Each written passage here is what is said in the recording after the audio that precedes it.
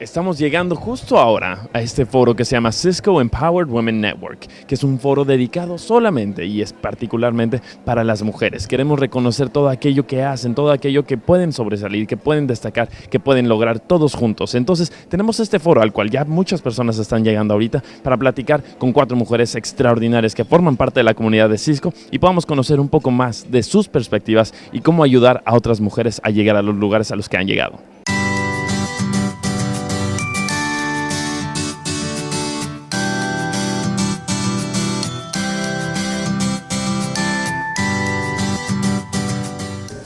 Estamos ahora en uno de los momentos más importantes para mí particularmente porque estamos hablando de Cisco Empowered Women Network. Estamos en un momento donde vamos a realmente valorar a todos por igual, donde tenemos que luchar todos juntos para lograr esta gran equidad. Y estoy con Brenda, voy a transformarlo en inglés. Hey Brenda, how are you? I am great. Thank you for switching to English for me. Yeah, that's going to be easier. So probably we'll get some subtitles right here, but we're good. Yes, absolutely. So Brenda, tell us, what are we doing here? What is this incredible event? What is this that's going on? Oh my gosh, it's so exciting. So at Cisco Live Cancun 2018, this session right now is for our Cisco Empowered Women's Group.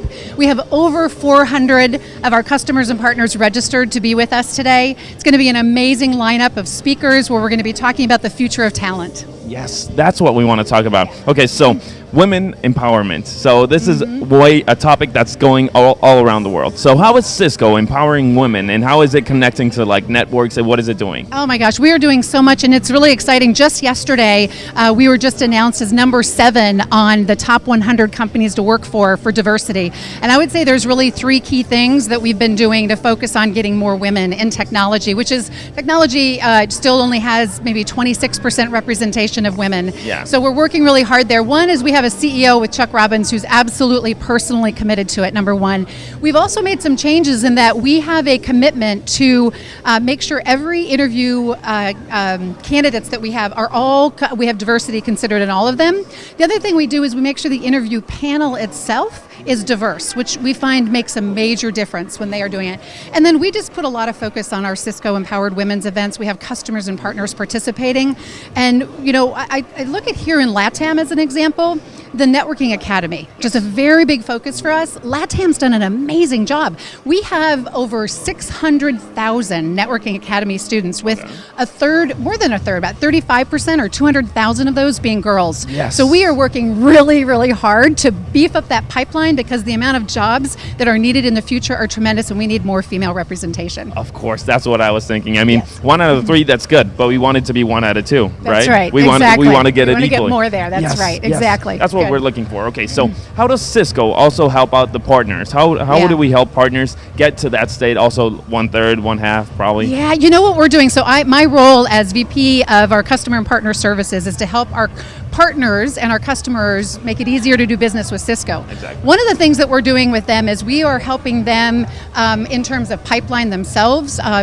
We're bringing them to events like this. We are participating with the Network Academy, making sure that we're creating that pipeline so that they've got good talent that they're going into. So the more we can help our partners get better representation themselves, the better. And we're doing that all around the globe. So very exciting stuff. You know, we all collectively need to get more diversity, not just female, but diversity overall. Exactly. And it's better for business. And we're really excited about the strides. There's still a long way to go, though. Yes. And we know that there are some goals that we want to reach for future years. Yes. So is there something that we have set for like next year? Because a ton of people couldn't make it to Cisco Live this year. Yeah. But I'm sure that millions more want to come probably next year. Yeah. And okay, so what's the next goal? What's the next step You for know, all one this? of the things that I've really liked that we've done with the Cisco Live events is that we're bringing in these new innovators. And so when you look at this idea of, you know, it's great to be passionate about what you do, but this creativity that we're seeing in the younger generation now to try and solve problems in a new way is just, like, it gives you the chills. It's just invigorating. We have 3 different organizations from very young entrepreneurial startups here today, where we're getting them to be here, experience, do some brainstorming and innovating with other people. And so the more we can do that and provide things like our Innovators Challenge and put money out there for these contests for them to be able to get some seed money to grow their ideas and to embrace that curiosity, we've just seen some amazing technology come of it. So that's very exciting. This is incredible. I mean, we have so much coming forward. I would like to thank you, Brenda, for all your time. And thank you for everything you're doing. I mean, this part, Cisco Empowered Women Network, is probably one of the best things that we can listen to and we can learn to. So thank you very much. Thank you very much. Thank you, everyone. Seguimos disfrutando, mientras tanto, de Cisco Live Cancún 2018 y no se lo pierdan porque esto se pone aún mejor.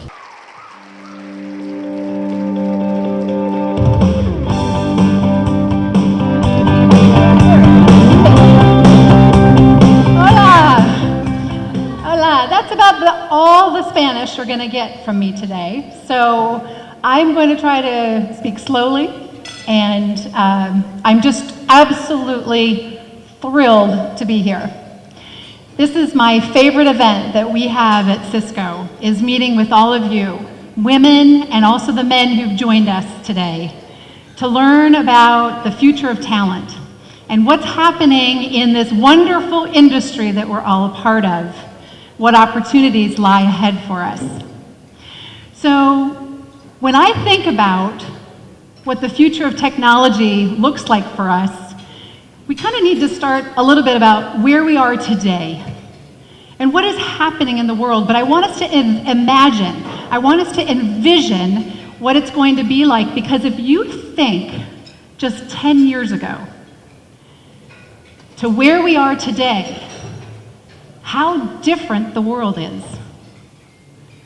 And the world is changing so incredibly fast.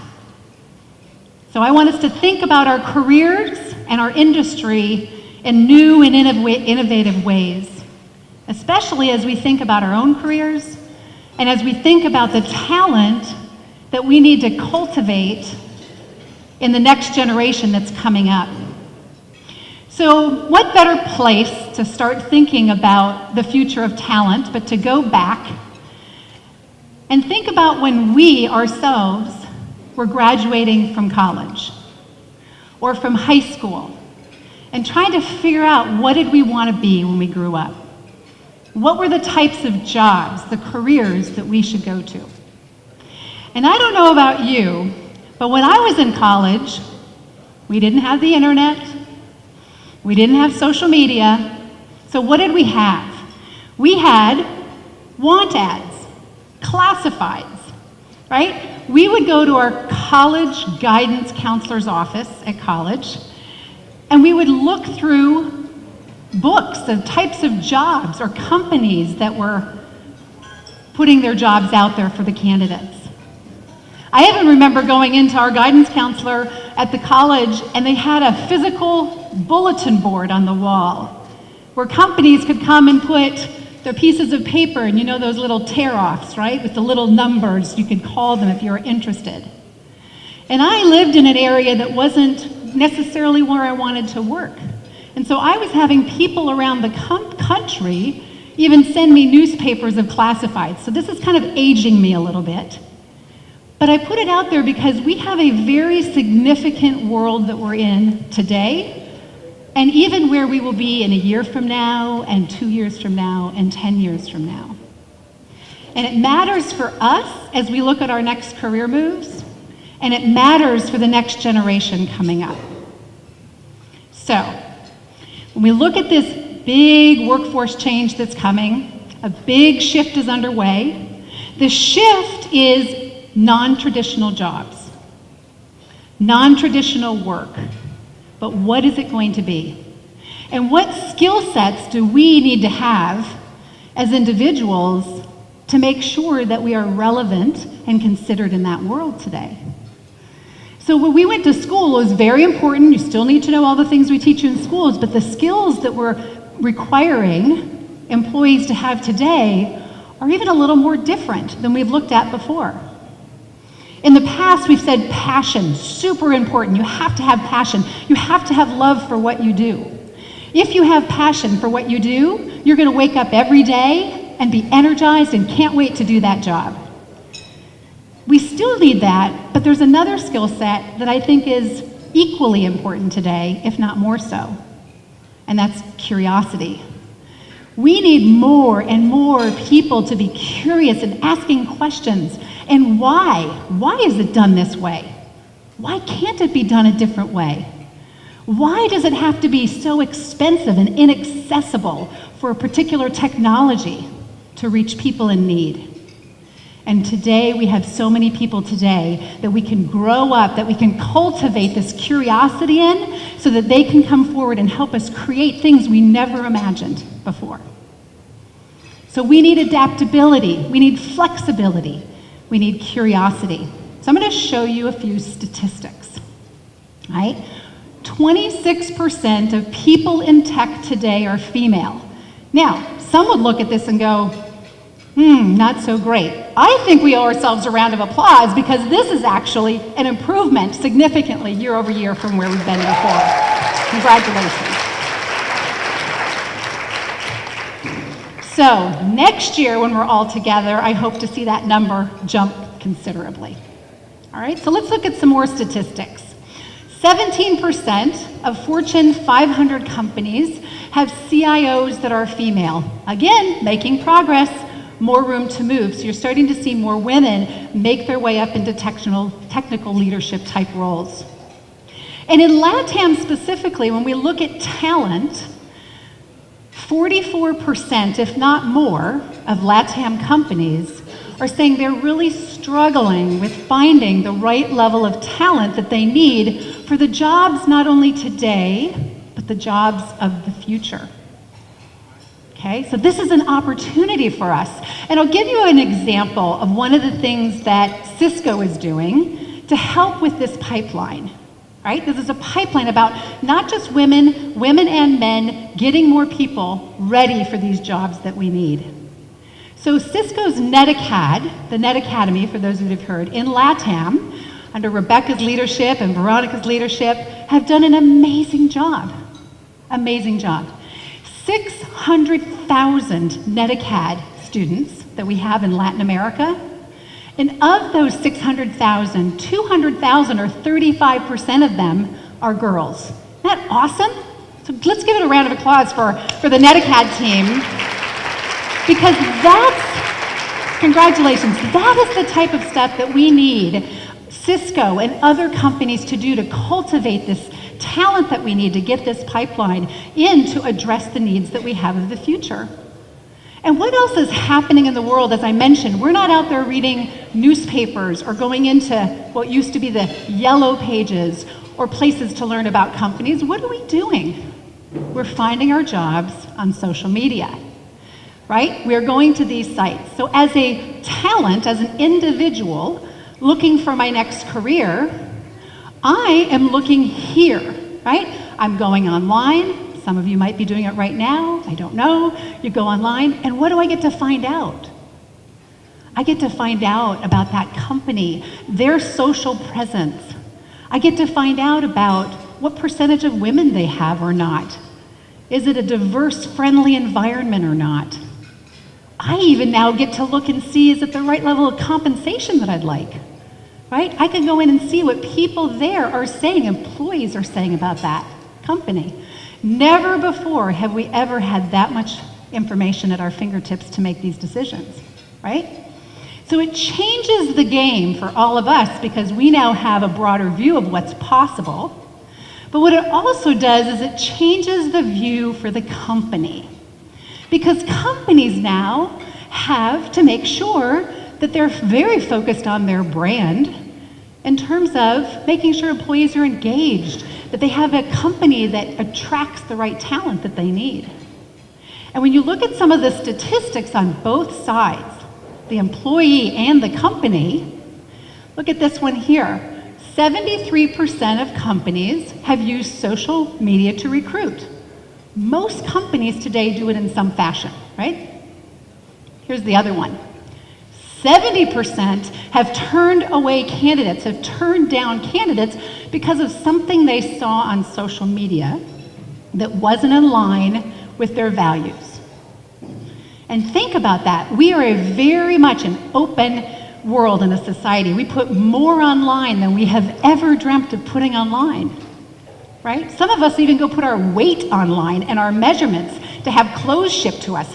Never in my wildest dreams would I ever have thought I would have put that much information out there, but I get benefit for it. Know what your presence is like from a social media perspective because it matters. So we need to be thinking about this talent, not only for ourselves, but other people. We need to take our blinders off. And we need to think very differently about where are we getting our talent. And what type of talent do we need? Do we need the same skill sets we've always needed? Do we need work experience, or do we need experience that shows creativity? Experience that shows that passion for something, right? Experience that shows problem solving, flexibility, adaptability.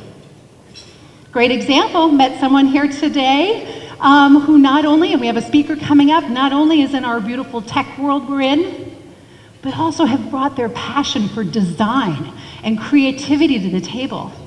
So you see more and more people now with dual careers, a tech career and designer of shoes, for example, right? So there's a lot of flexibility that we have today, and we need to think differently about the type of talent that we're willing to bring in to the company, not necessarily the traditional jobs or the traditional people, but be open to new ways.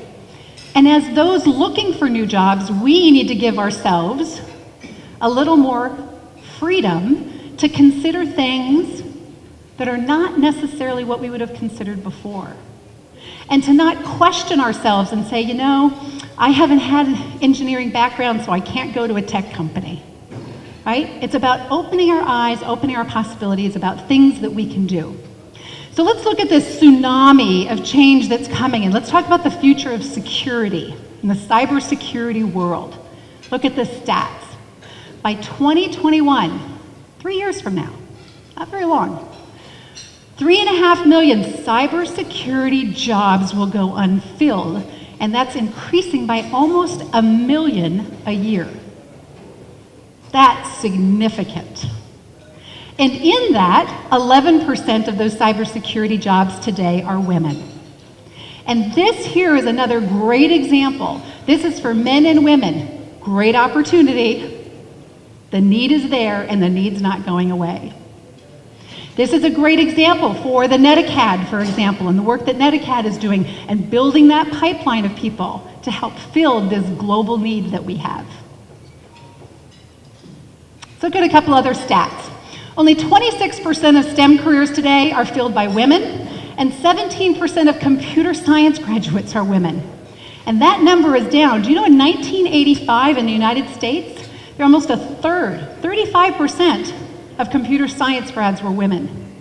It's actually gone backwards, and we need to change that. We need to shift it. We need to show them that there's opportunities, and we need to make the working environment in the tech space more conducive to the styles that a diverse workforce will want to work for. Okay? All right, let's look at another one. So if you're thinking about, so what does all this mean for my children? How many of you have children here? Okay, so about half of the group has raised their hand. For those of you who have children, we spend a lot of time thinking about what's the right next role for our kids. What's the right place for us to guide our children towards? Well, 65% of the jobs our children are going to do in the future, they don't even exist today. So how do we tell them where to go? Because at the end of the day, there are going to be new jobs that have been created. And part of this is going to come from the innovation and the creativity and that passion that they bring from what they so enjoy. So I thought I would share with you a couple of jobs that are available today that weren't available previously, to give you a flavor for some of the things that can come up. Look at this one. You can become an astronaut today, but instead of going to space, you actually can become a trainer or a consultant to train billionaires on space travel. Who knew? Okay, there's a job for you. Because of the gaming industry, the way the gaming industry is today, there are actually consultants and coaches.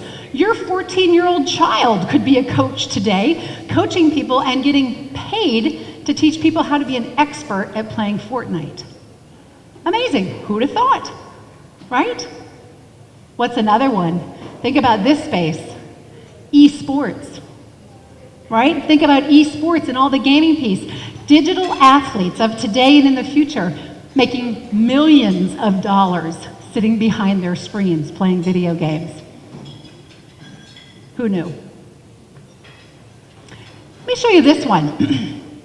This one here, this picture is of a robot. So think of artificial intelligence and robotics. This is in a Gap, the clothing store Gap, manufacturing facility. And these robots will pick up and move around the product. The problem is that the technology is not specific enough, precise enough, for it to be fully automated without human interaction. So what they've done is they have what they call pilots. And a pilot is somebody who can be sitting thousands of miles away on their laptop with their mouse, controlling that robot. Okay, pretty cool, right? Be anywhere and do that. They see it on their screen, they control. And what happens is with machine learning, that robot is learning those precise motions.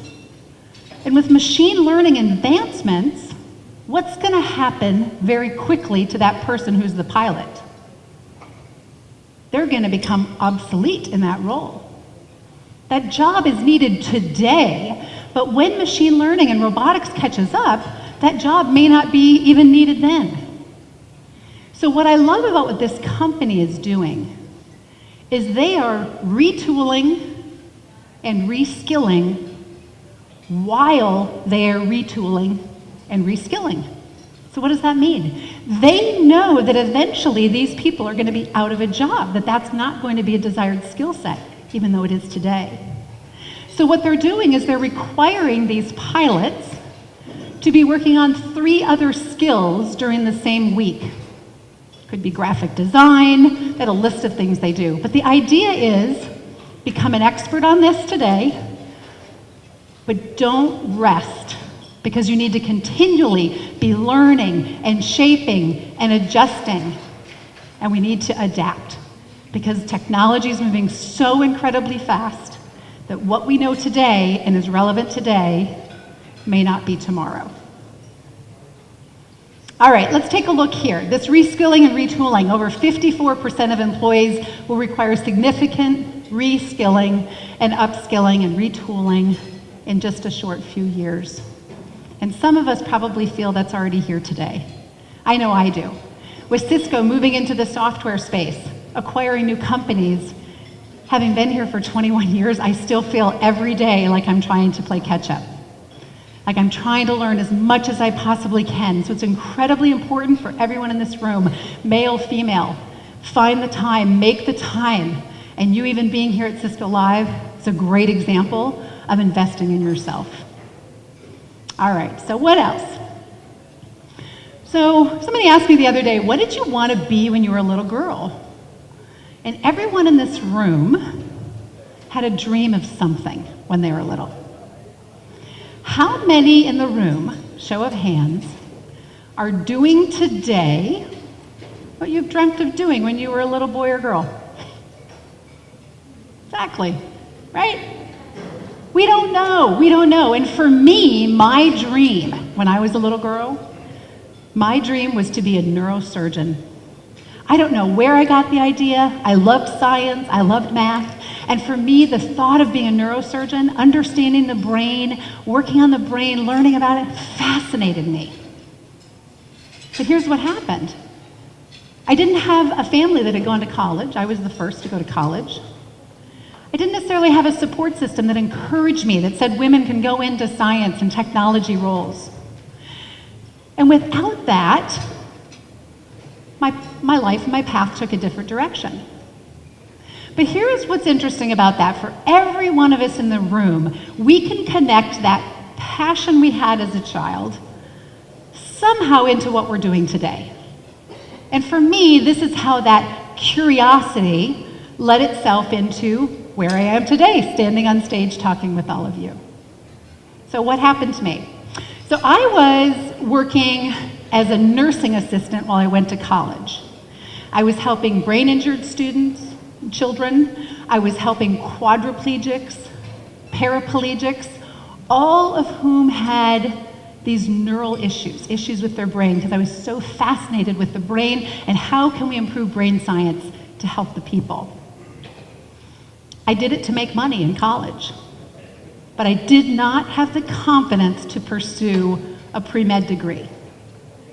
But what I did is I took that passion for understanding the brain and people, and I tied it into what I do for a living now, which is I got into sales and I learned about people and behavioral science.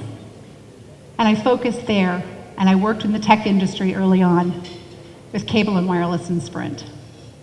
And then from there, I moved. I wanted to get in and understand the breadth of data and infrastructure, and the internet was starting. And think about that. 21 years ago, almost 22, I joined Cisco. We were a small company. We were maybe 4,000 employees at the time, maybe. And when I joined, there were very few women around. Very few women. We started the very first Women's Action Network, WAN is what we called it at the time. In the Women's Action Network, we had an East Coast and a West Coast chapter. And there were about 5 people in each. Very, very small representation. Y esto fue un poco de lo que se vivió en que es Cisco Empowered Women Network. Realmente queremos disfrutar aún más de esto, que la conversación continúe, y para eso los invitamos a que sigan participando en estos foros, que sigan apareciendo, y seguimos con el cierre de Cisco Live Cancún 2018, disfrutando de este último día, y pronto vamos al cierre.